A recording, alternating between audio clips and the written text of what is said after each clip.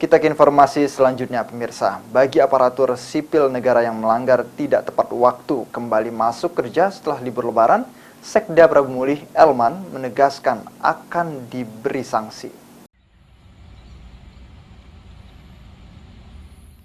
Cuti bersama Idul Fitri 1444 Hijriah yang jatuh pada 19 hingga 25 April 2023 harus benar-benar dimanfaatkan oleh ASN.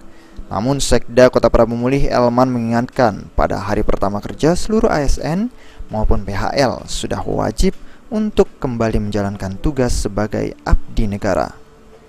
Untuk mendisiplinkan ASN, pihaknya akan melakukan sidak ke OPD pada hari pertama masuk kerja. Apabila masih ada ASN yang bolos kerja alias menambah hari libur usai cuti bersama, Pemkot akan menjatuhkan sanksi sesuai aturan Mendagri dan Menpan RB. Dimanfaatkan baik pun dengan keluarga, kerabat, dan teman-teman sejawat mereka.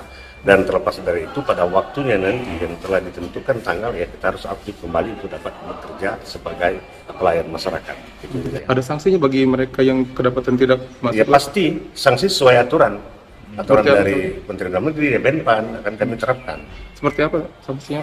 Ya sanksi itu kan ada sanksi ringan, sanksi berat, kemudian yang sanksi secara tertulis atau secara imbauan kepada mereka.